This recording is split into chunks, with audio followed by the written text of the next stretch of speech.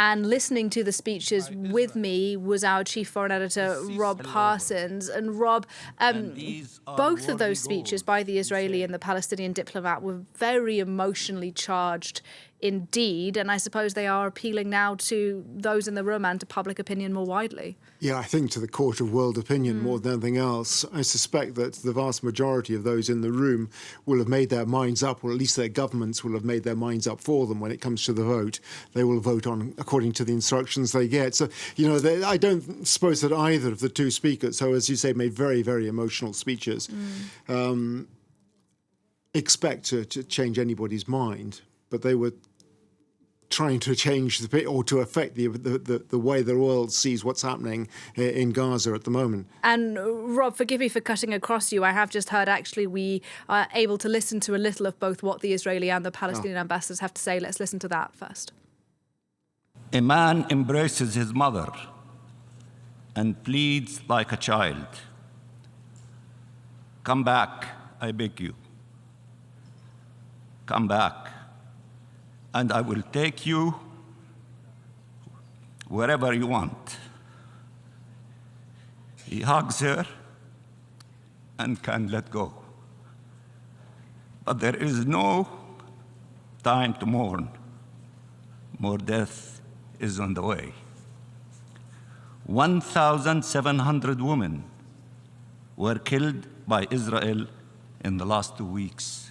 Imagine a bright sunny day, clear skies, music in the air, young people are dancing, a rave, a concert for peace. Yes, for peace. And then, in one split second, this idyllic Eden became hell on earth. The peaceful morning air was pierced with the wail of rocket sirens. Thousands, I'm telling you, thousands of Hamas mortars and rockets rained down indiscriminately on many Israeli cities and villages. If Israel doesn't succeed in obliterating Hamas's terror capabilities, the whole world will pay the price. So you could hear the pain in the voice of the Palestinian envoy to the UN there, who's choking on his words, describing what it's like to be a Palestinian living in Gaza at the moment under the rain of bombs night and day. And it's hard not to feel for him. The people of Gaza are clearly suffering awfully. 2.3 million people in a tiny space, bombarded almost relentlessly by the Israelis at the moment. And then you hear the Israeli envoy speaking, and you can see where his pain is coming from too. That atrocity committed by Hamas on the 7th of October, 1,400 Israelis killed, some of them in the most atrocious manner. At one point, the Israeli envoy showed images that he had, a video of Hamas trying to hack the head off an Israeli man wounded on the ground. And this is the sort of horror that we're looking at here. But both sides, were talking past each other in a way. There was not really an attempt to persuade the other side to accept their point of view. There was no attempt really to address the other side. The Israeli side did not talk about the suffering of Palestinian children or women or anybody else in Gaza, nor did the Palestinian representative address the issues that are bothering the Israelis at the moment. No mention even of the hostages in Gaza. An opportunity, one might say, on both sides to talk to each other. But that's not what they're about when they're making these speeches. They're talking primarily, I suppose, to the court of world opinion.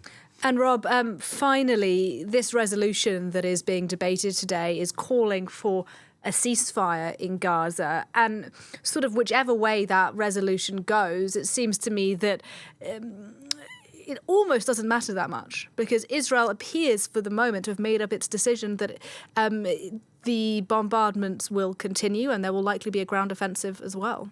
Yeah, I think Israel has made up its mind. It appears, at least at the moment, that it has, that there will be a ground offensive. Hamas seems to have indicated that it won't release hostages until the fighting is over. Therefore, the ground offensive will go on, regardless of the fate of the hostages. Israel has the support of its key allies, So it's not too worried on that account, although there's been some hesitation along the way.